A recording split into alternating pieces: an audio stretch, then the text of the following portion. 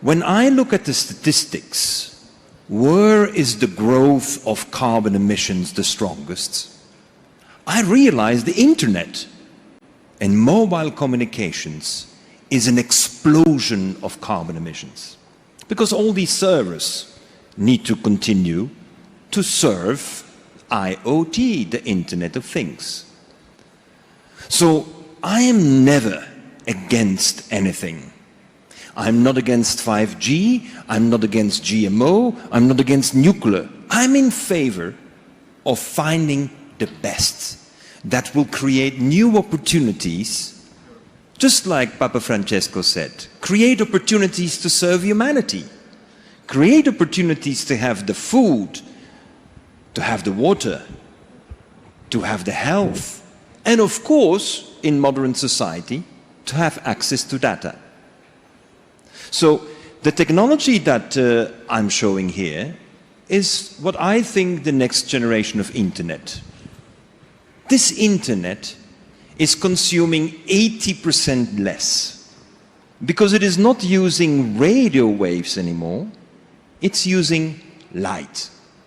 Now you don't have to be a doctor in physics to know that light is the fastest way of transmitting anything. We all learn that in school. But how come we have an internet today that at its best is doing 1 giga per second, whereas with light we can do 10 terabits per second? So we're limiting ourselves with our opportunity, and since we have limited bandwidth with the internet over radio waves, we must pump more energy. On the other hand, all the lights we have around us are lights which we could convert into transmission of data. The largest infrastructure that is already available in the world is light. So why don't we use it to create the Internet of Light?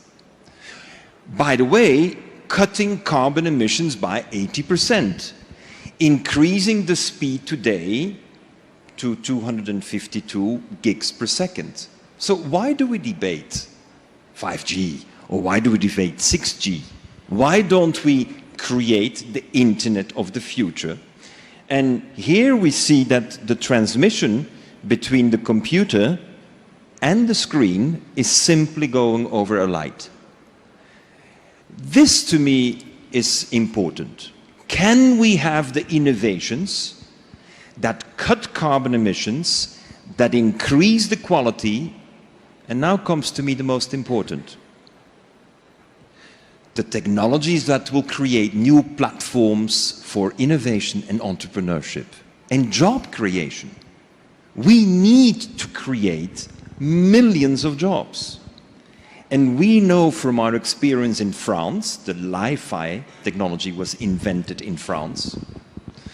But what we have discovered is that Oppo, which is the second largest smartphone producer in China, will launch next year the first smartphone with LiFi, with Android, with Google platform.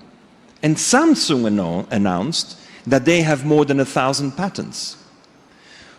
We think that we have to have a vision for the next 25 years.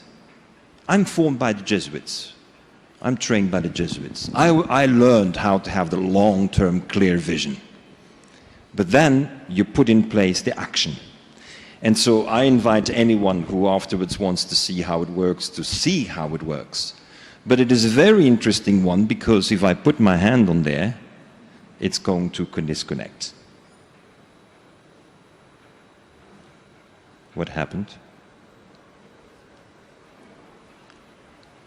We have to have the innovations that bring jobs, that cut emissions, and that bring better quality to life. And when these three conditions are met, we'll have the entrepreneurs of the future.